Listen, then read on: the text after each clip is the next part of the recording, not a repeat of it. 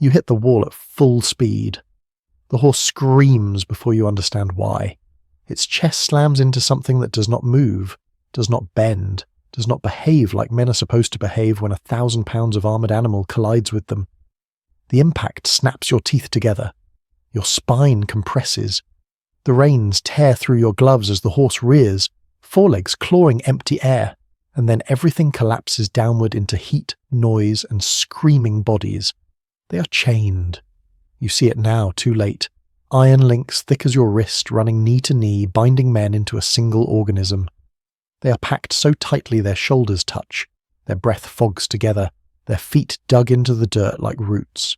You cannot push through them because they cannot retreat. They have been stripped of that option. Steel flashes upward from below, spears, short blades, hooks, and the horse beneath you convulses as something opens its belly. Hot blood sprays your legs. The animal folds.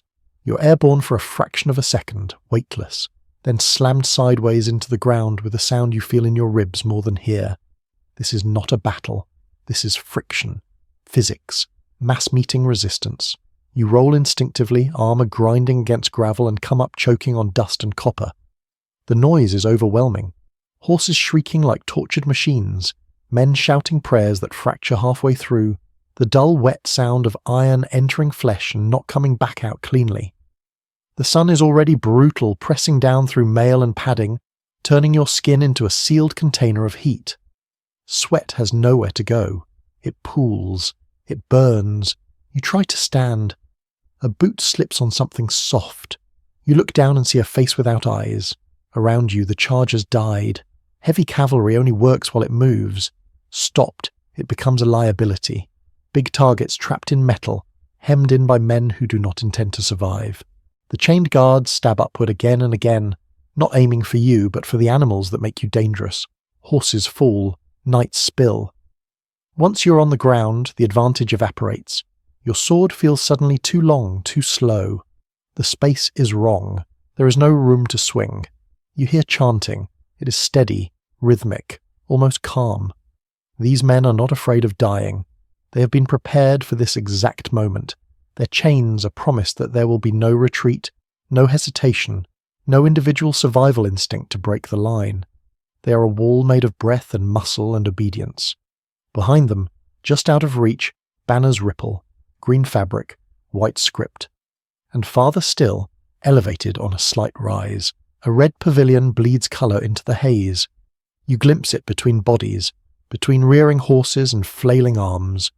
The command centre, the eye of the storm. A man is seated there, you're told later, reading quietly while men die in front of him. Right now, all you know is that you cannot breathe properly. Your lungs feel too small. Every inhale scrapes. The heat inside your armour is no longer discomfort but threat. Your vision narrows at the edges, pulses in time with your heartbeat. Dehydration is not a future problem. It is already here. Your mouth is cotton. Your tongue sticks to your teeth. You lick your lips and taste salt and blood. Someone falls against you. A familiar shield flashes past. Castile's colours, cracked and smeared. The man attached to it is trying to say something, but the sound drowns in the roar. His helmet is split along the brow. He looks surprised, as if this was not part of the plan. You grab his arm to steady him and feel it give. Broken. He slides down, leaving a smear of red on your gauntlet. The pressure builds. More bodies press forward, not because they want to, but because there is nowhere else to go. The momentum of the charge has piled you all here, against this immovable barrier. Behind you, more knights push, unaware that the front has stopped. Horses crash into horses. Men curse. Someone is crushed between a falling animal and the chain wall and disappears with a wet sound. This is when panic tries to take you. It comes as a whisper first. You are trapped. The second thought follows immediately. You will die here, anonymously, your bones mixed with thousands of others under the Spanish sun. The third thought is worse. This is happening again. Somewhere in your memory is another field, another day, another disaster. You have heard the older men talk about it in low voices, about how the ground ran with blood, how the banners fell, how kings fled and left their armies to be butchered. The same enemy, the same heat, the same sense that God is not intervening today. Your hands shake. The sword slips in your grip, slick with sweat and gore. You slash blindly at a face, feel resistance, then nothing. The chain does not break. The line does not open. The men in front of you keep coming, leaning into their chains, using their own bodies as weapons. Time stretches and compresses. Minutes feel like hours. Hours feel like heartbeats. You have no idea how long you've been here, only that your arms are heavy and your breath is ragged and the sun keeps climbing. Then something shifts. It is subtle at first, barely perceptible amid the chaos. A change in sound. The pitch of the shouting alters, rises. You hear a roar from behind. Not panic, not pain, but something raw and furious. You risk a glance over your shoulder. A banner is moving forward, not retreating, not wavering, advancing. It is unmistakable even through the dust and confusion. The royal standard, high, defiant, coming toward the killing zone instead of away from it. And beneath it, impossibly exposed, a mounted figure in battered armour, sword raised not in ceremony, but in rage. The king has entered the grinder. This is not supposed to happen. Kings are not supposed to do this. They are symbols, anchors, men who direct violence but do not immerse themselves in it. Yet there he is, spurring his horse into the same hell you are trapped in, his face set in something that is not courage so much as refusal. He has stopped running, from memory, from fear, from the past, and that decision hits the army like a physical force. You feel it before you understand it. The pressure behind you changes. Men straighten. Shouts become words again. Someone laughs, high and hysterical, because if the king is here, then maybe this is not the end. Maybe this is the place where things turn. Fresh knights crash into the rear of the mass, not hesitating, not slowing. The impact ripples forward. The chained line shudders for the first time, not breaks, but reacts. A few links strain. A few men stumble as the force against them increases beyond what they were braced for. You find your feet without remembering how. Your exhaustion does not vanish, but it is overridden by something colder and sharper. Survival, momentum. The simple animal need to push forward because stopping means death. To your left, a new surge hits the enemy flank. Different shields, different colours. The men there are shouting in another cadence, reckless and loud, charging as if they have not already been fighting for hours. To your right, something heavier slams in. A shock that feels like a hammer blow through the ground. You glimpse towering figures on massive horses, their strikes aimed not at faces but at structure. Chains, stakes, anchors. The wall starts to fail, not all at once, not cleanly. One link snaps with a sound like a gunshot. Another pulls free from the earth. The men bound to it lose balance for half a second, and that half second is enough. Horses surge into the gap. Steel follows. The logic of the formation collapses as quickly as it was created. You push forward, screaming without realizing it, your voice torn raw. The space opens. Bodies fall away. The red pavilion looms closer now, impossibly intact amid the wreckage, and for the first time since the charge began, you believe, not in victory, not in God, but in the simple fact that you are still alive, and the men in front of you are not invincible. The wall bleeds. The wall bends. And somewhere behind it, something ancient and confident begins to break. You do not feel triumph when the line finally ruptures. You feel imbalance. The moment the chain gives way, the battlefield loses its shape. What had been pressure becomes absence. What had been resistance turns into sudden forward motion that nearly throws you off your feet. You stumble into space filled with bodies that no longer know which way to lean. Men who had been locked together by iron and faith are now individuals again, and that transformation is violent. Some freeze, some scream, some try to run but tangle in broken links and fallen horses. The wall does not collapse cleanly, it shreds. You step over a man whose leg is still attached to a chain stake. He is alive. He is trying to crawl. You do not stop. Ahead, the slope rises toward the command hill. It is slick with blood and churned earth, the ground torn open by hooves and boots. Horses scramble, slipping, flanks heaving. Knights dismount without ceremony, abandoning animals that can no longer climb. This is no longer cavalry warfare. This is infantry brutality performed by men encased in metal, dragging their weight uphill under a sun that feels closer now, heavier, as if it has descended to witness the end. Your breath comes in wet gasps. Every inhale tastes like iron. Your shoulders burn. Your fingers have gone numb inside the gauntlets, and you cannot tell if you're gripping your sword properly or if it is simply wedged there by habit and rigour. You swing because stopping feels worse than exhaustion. The defenders around the pavilion fight differently. These are not volunteers. Their movements are tighter, more economical. They do not waste energy shouting. They stab low. They hook shields. They aim for joints. You see a knight drop screaming as a blade slides under his arm and opens him from armpit to waist. You step past him, slipping again, catching yourself on a shield rim slick with someone else's blood. There is no order here anymore, no formation. The only direction that matters is forward. Someone to your right is crushed by a falling horse. The sound is wrong, a dull compressive crack followed by silence. The animal thrashes, its armoured flank rising and falling, pinning the body beneath it. You do not know the man's name, you will never know it. The battlefield eats identities quickly. You glance up and see the red pavilion looming larger, its fabric rippling despite the lack of wind, stained now at the edges where arrows and debris have struck. The colour is unsettling, not regal, not symbolic, just aggressively alive amid the brown and grey of slaughter. Around it the remaining guards cluster, forming a final knot of resistance that feels more desperate than disciplined. Behind you, the noise changes again. Not the roar of combat, but something looser, uglier. Panic spreads faster than courage ever did. You hear it in the pitch of voices breaking, in the way men begin shouting warnings instead of prayers. The enemy line behind the pavilion is folding, not tactically, but psychologically. They can see what you see. They can see the barrier breached, the centre exposed, the impossible becoming unavoidable. The ground trembles as more men surge uphill. The weight of numbers shifts decisively. The heat presses down, but adrenaline keeps you moving, borrowing energy from somewhere you will pay for later with sickness or collapse or death. Then the pavilion moves. At first you think it is collapsing under stray blows, fabric sagging as ropes are cut. Then you realise the motion is wrong for that. It is not falling inward. It is being pulled aside.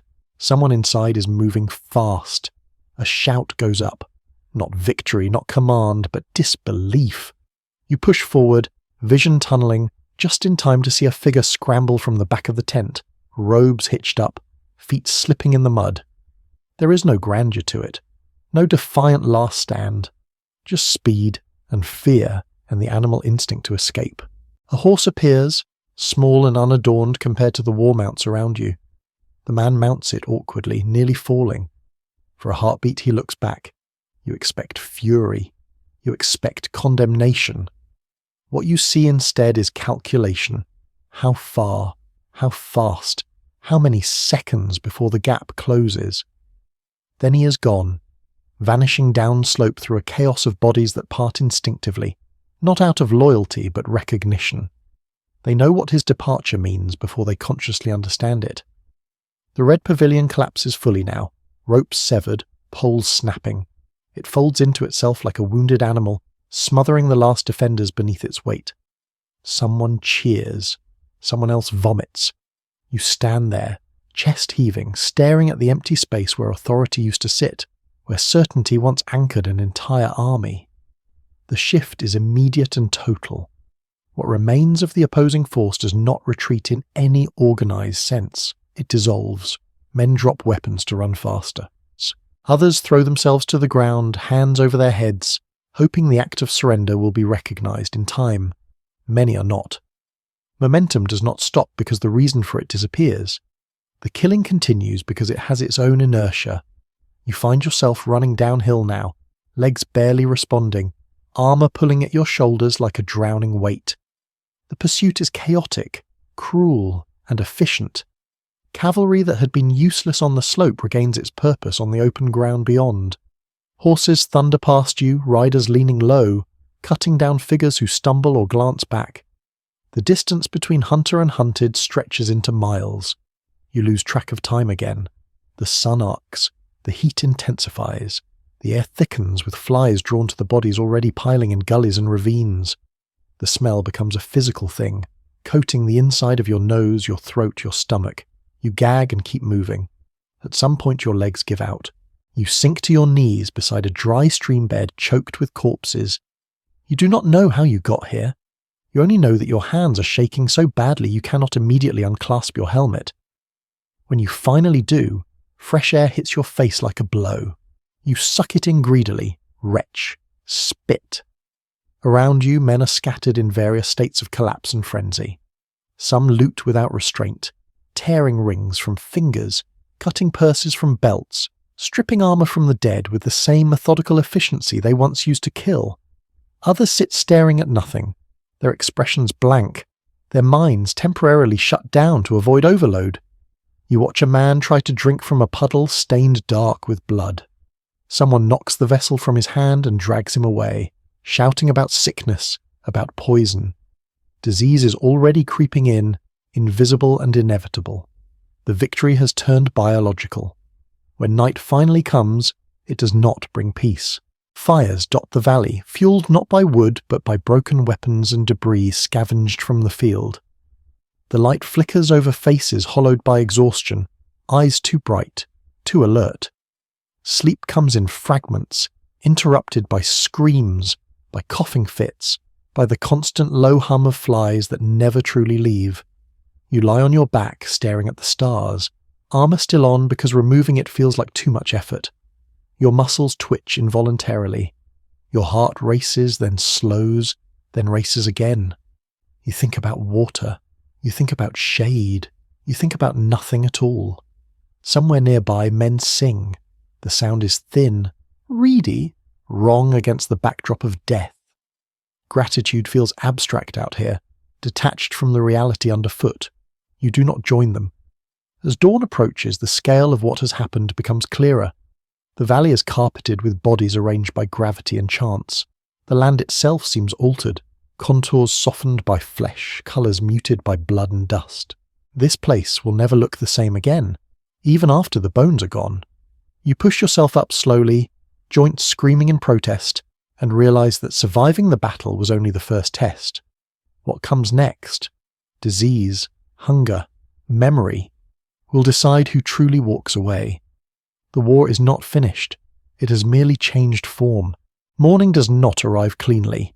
It leaks in through smoke and flies and the sound of men retching. You wake with your mouth glued shut, tongue swollen, throat raw as if you swallowed sand. For a moment you do not remember where you are. Then you smell it. Rot, iron, shit, sweet decay already blooming under the sun. Memory slams back into place, not as images but as weight. Every muscle aches with a deep internal pain that no stretch can relieve. Your hands are stiff, fingers locked in the curve of gripping a sword that is no longer there. Around you, the battlefield has transformed overnight. What was chaos yesterday has become geography. Bodies lie where gravity pulled them, stacked in shallow depressions, wedged against rocks, tangled in brush. Some are face down, some staring upward, mouths open as if still trying to breathe. Armor gleams dully in the early light. Blood has darkened, crusted, turned almost black. The flies are everywhere. They crawl into eyes, ears, open wounds. Men swat at them weakly, too tired to care anymore. You see a knight sitting upright, unmoving, his helmet still on. Someone nudges him with a boot. He tips sideways and does not react. Heat stroke, dehydration, maybe a wound he never noticed. Victory has a smell. It is not incense or celebration. It is a slaughterhouse left open too long. The camp stirs slowly. Orders drift through the haze, shouted by voices hoarse from smoke and screaming. Form up. Move out. Do not drink from standing water. Burn what you can. There is urgency now, not fear-driven but practical. This place will kill you if you stay. The air itself feels hostile, thick with invisible threats. Men are already doubling over with cramps, clutching their stomachs, eyes wide with sudden pain. Dysentery moves faster than any army. You struggle to your feet and nearly collapse again. Someone grabs your arm, steadies you. You do the same for him without thinking. Mutual dependence has replaced ideology. Out here, survival is transactional and immediate. Looting continues despite the danger. It is impossible to stop. Men rip open tents farther down the valley, shouting when they find stores of grain, dates, honey sealed in clay jars. Helmets become buckets. Shields are used to drag sacks of coin. The wealth is obscene, almost offensive, piled amid death. Gold sticks to blood. Silver rings slide easily off swollen fingers. You watch a man try to lift a chest alone. He strains, curses, then laughs hysterically when it finally tips and spills. He scoops handfuls into his tunic, eyes darting as if someone might steal it back from him. No one looks heroic. Everyone looks desperate in a different way. The horses suffer most. Many have collapsed, ribs heaving, foam crusted at their mouths. Others stand with heads low, trembling, too exhausted to move. There is no water for them here, not enough. Some are cut loose and left behind. Others are slaughtered quickly, efficiently, their meat stripped before spoilage sets in. War reduces everything to utility. You march when told to march. The act feels unreal, like watching someone else move your legs. Each step sends a jolt up through your spine. Your armor rubs raw patches on your skin. Sweat stings your eyes. The column stretches out, uneven, men limping. Some carried on improvised stretchers made from spears and cloaks. As you leave the valley, you glance back once. Smoke hangs low over the field. Birds circle already. The land looks bruised, wounded. You know this image will follow you longer than any sermon or banner. The road south is a procession of decay. Men begin to fall out, unable to keep pace. Some are helped, some are left. There is no cruelty in it, just arithmetic. You cannot save everyone and survive yourself. The calculus is brutal and constant. At night, camps are thrown together hastily. Fires burn low. No one sings now. The men who did yesterday sit silent, faces drawn, eyes sunk deep into their skulls. When sleep comes, it is violent. You jerk awake at the slightest sound, heart hammering, hand clawing for a weapon that may not be there. Dreams replay the moment of impact over and over. The scream of the horse, the unyielding wall. Sometimes you wake convinced you are still pinned beneath bodies, unable to move. Disease tightens its grip. Latrines overflow. The smell of human waste competes with death. Men curse God quietly, privately. Faith, when it surfaces, is stripped of poetry. It becomes bargaining. Let me live through this night. Let me reach home. I will do the rest later. You notice how quickly ranks blur. Titles matter less. A man who can still walk helps one who cannot. A noble vomits beside a peasant. Armour is shed whenever possible, discarded along the road like molted skin. Survival favours the light. The city ahead surrenders without resistance. Its gates open slowly, cautiously, as if afraid of provoking what approaches. Inside, people kneel. Hands are raised. Promises are made. You do not feel relief when you enter. You feel nothing at all. What follows is ugly and inevitable. Discipline phrase. Control slips. The army has been wound too tight for too long. Violence spills inward, directed at walls, doors, bodies that are no longer armed. You move through it like a ghost, detached, aware but uninvested. Part of you wants to intervene. Another part calculates how little strength you have left. When the sickness spikes, the mood shifts again. The city becomes a trap. Water fouls quickly. Food runs out faster than expected. Men who survived the battle die moaning in doorways, clutching their bellies, emptied from the inside out. The victory rots from within. Orders come to disperse. Go home. Take what you can carry.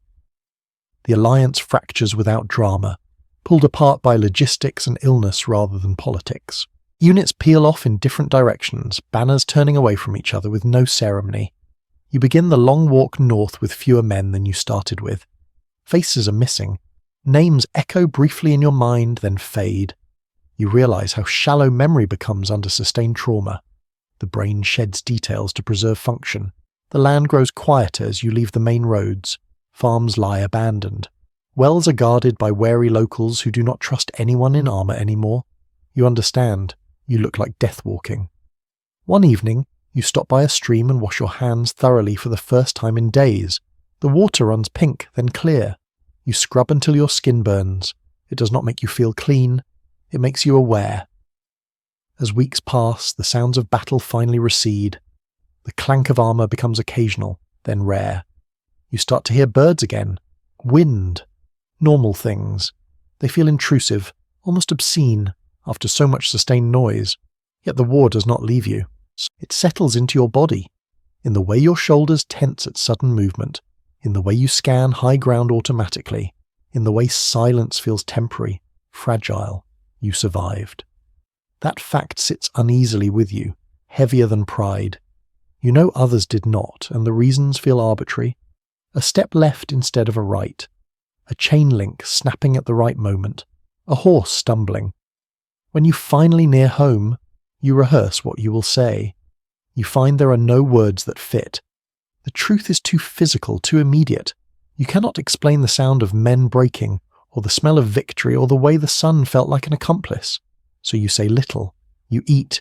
You sleep. You wake sweating. The war has moved on without you, reshaping borders, ambitions, futures. But inside it remains fixed, a moment of collision that never fully resolves. You crossed the wall. You lived. Now you must learn how to exist afterward. The war does not end where the fighting stops. It follows you home, folded into your body like shrapnel you never dug out. You arrive thinner. Not just lean, but hollowed, as if something essential was burned away and never replaced. People notice it before you speak. They comment on your eyes, on how you pause too long before answering simple questions, on the way your hands hover near your belt even when there is nothing there. You tell them you're tired. It is true, but insufficient. At night the ground comes back. You lie on familiar straw under a familiar roof and your muscles refuse to relax.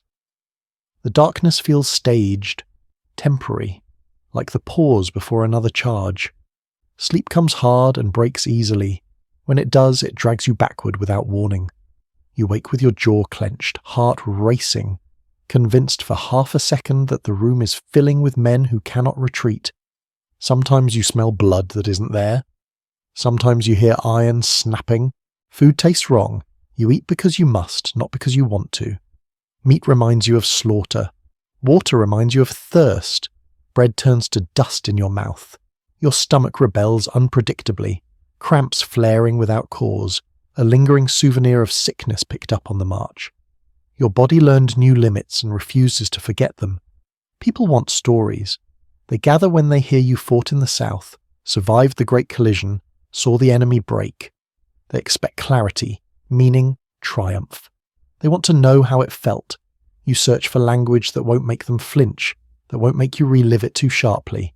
You offer fragments, heat, noise, confusion. They nod, satisfied, filling in the gaps with songs and sermons they already know. You do not correct them. In private, memory is less cooperative. It arrives uninvited, triggered by small things. The clatter of a dropped tool, the scream of a wounded animal, the smell of hot metal. Your body reacts before your mind does, muscles tightening, breath shortening. You learn to hide it, to stand still until the surge passes. The war has trained you well in endurance, even now. News travels faster than healing. Victories are proclaimed, borders redrawn in confident lines by men who are nowhere near the slope. You hear names elevated, transformed into symbols. The story grows cleaner with every retelling, the rough edges sanded down. The chained men become abstractions. The dead become numbers. You remember faces, not all of them, not clearly, but enough to make the abstraction feel obscene. A man clinging to a broken link, eyes wide, not with faith or hatred, but confusion. A knight vomiting into his helmet because the heat would not let him stop. A horse collapsing mid-stride, legs folding as if the ground had vanished beneath it. You begin to understand that survival carries its own burden. You were not chosen for a reason. You simply did not fall where others did. Work helps. Physical labour anchors you in the present, gives your body a familiar purpose. Muscles complain, then adapt. Blisters form, then harden.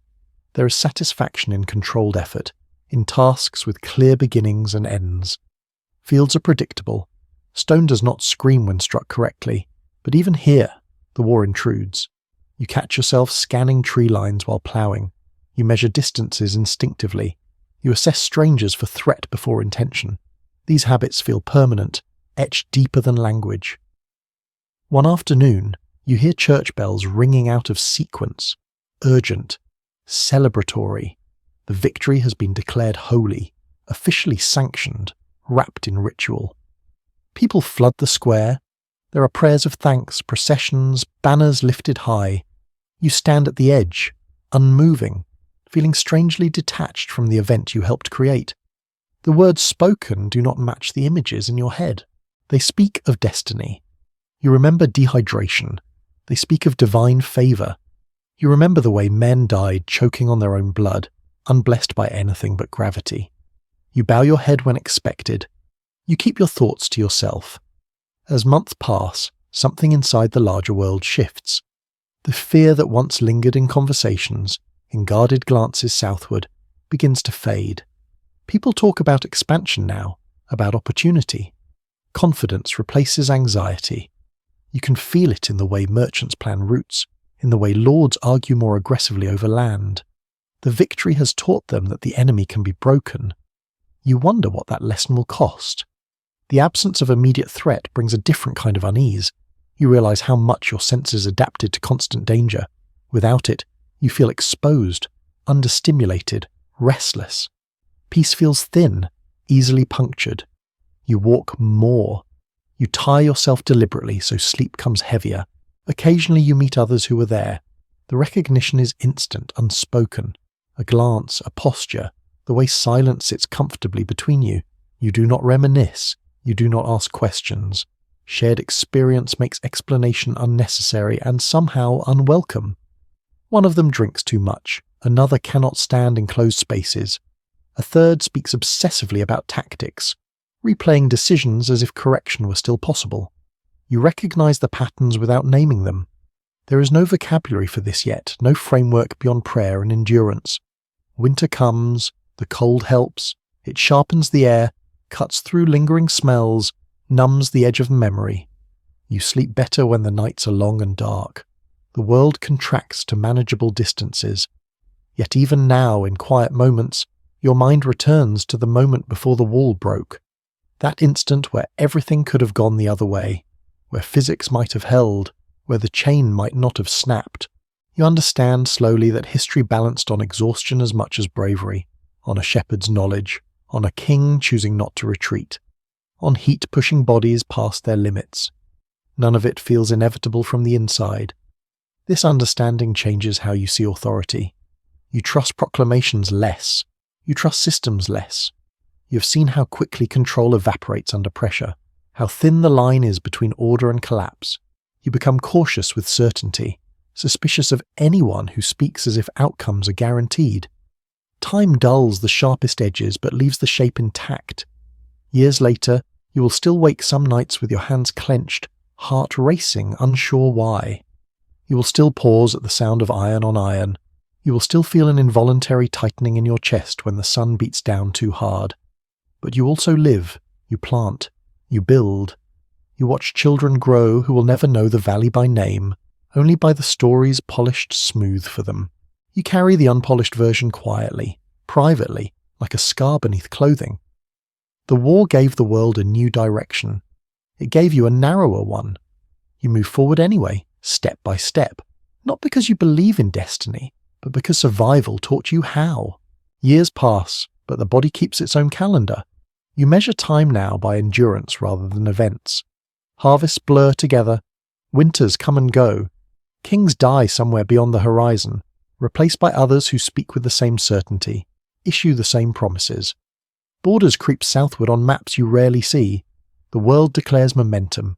Inside you, nothing moves that fast. Your strength returns unevenly. Some mornings you wake solid, grounded, capable. Other days your joints ache as if the weight of armour still hangs from your shoulders. Old wounds stiffen when the weather turns. Scars itch for no reason.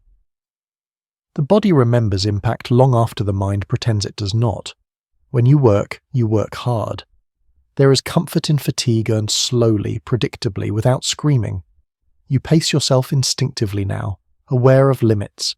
You drink water before thirst arrives. You rest when the sun is highest. Survival has rewritten your instincts at a cellular level.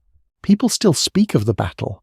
They speak of it as a hinge point, a moment when the future snapped into alignment. They point to banners, to symbols, to stories that harden with repetition. Children learn the names of leaders before they learn the names of the dead. The past becomes instructional, tidy, useful. You listen without interrupting. Correction feels pointless. You know how easily truth is bent into shape by distance and need. You know that what survives is rarely what mattered most in the moment. Sometimes you dream differently now. The dreams are quieter. You're not charging or falling. You're standing still, watching from a distance as the wall forms, link by link, men stepping into place with deliberate calm. You try to shout a warning, but no sound comes out. You wake before impact, heart steady, skin cold. These dreams bother you more than the violent ones ever did.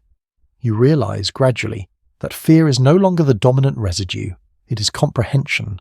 You understand how men can be convinced to become structure rather than individuals, how belief can be engineered into architecture, how command decisions made far from the point of contact translate into bodies arranged for maximum resistance. This knowledge does not make you feel superior, it makes you wary. When rumors of new campaigns circulate, you feel a familiar tightening in your chest. Younger men speak eagerly, imagining glory, imagining resolution. You watch them the way you once watched horses before a charge, aware of how little control they will have once momentum takes over. You do not discourage them outright. You say only what you can justify. Drink water, protect your joints, do not underestimate heat. They smile politely, hearing logistics where they expected legend.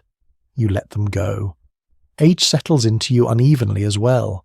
Your hair thins, your grip weakens, but your awareness sharpens. You notice patterns others miss, how quickly crowds turn, how leaders lean on language when resources run thin, how certainty is deployed as a weapon when doubt would be more honest. One evening, you find yourself standing before a relic brought north years ago, displayed behind stone and ceremony. Chains, heavy and dark, arranged neatly now, robbed of context. People admire them as proof of triumph. They point, they smile. You stand close enough to see where the iron bent under stress, where a link failed not because it was weak, but because it was asked to do too much. You remember the sound it made. You remember what followed. The memory does not hurt the way it once did.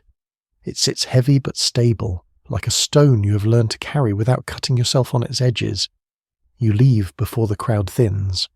Later, alone, you consider the quiet irony that survival required flexibility, while the enemy built certainty into chains. The lesson feels obvious now, stripped of ideology. Systems that cannot adapt break catastrophically. Men locked into singular purpose become brittle. This understanding does not bring comfort. It brings responsibility. You teach when asked, not tactics, but constraints. You talk about heat, thirst, timing. You talk about the way exhaustion changes decision-making, the way fear narrows vision. You frame war not as morality but as biology under stress. Some listen, some do not. When your body finally slows enough that labour becomes optional rather than necessary, you spend more time observing. You watch the land recover where it can. You notice how grass grows over disturbed soil, how paths soften, how scars blur. Nature does not remember victory or defeat. It responds only to conditions. You wonder if humans could learn from that indifference. In your final years, the dreams thin further. The wall appears less often. When it does, it is incomplete, men stepping out of line before the chains are fixed. You do not know whether this is healing or simply distance. On a clear morning, you walk to a rise overlooking familiar fields. The sun is warm but not punishing. The air moves freely. You breathe without effort. Your heart beats steadily. You think briefly of the valley, of how quiet it must be now, of how thoroughly the world erased the noise. You imagine travellers crossing it without knowing what pressed into that ground, what shifted there. You feel no urge to correct them. History will continue to compress events into meaning. It will elevate some choices and ignore others. It will teach lessons that fit the present rather than the past. This is inevitable. What is not inevitable is forgetting entirely. You carry the unfiltered version to the end, not as a burden, but as a counterweight. Proof that beneath every decisive moment lies a mess of breath, blood, exhaustion, and chance. Proof that survival is rarely noble and never clean. When your strength finally leaves you, it does so gradually, without drama. There is no final charge, no last stand, just a body completing its long adaptation back to stillness. Those who remember you will remember fragments, that you were steady, that you spoke carefully, that you did not romanticize. They will not know why. That is acceptable. You were there when momentum met resistance and the outcome balanced on human limits. You lived long enough to understand what that meant. The world moved on. You did too in your own time.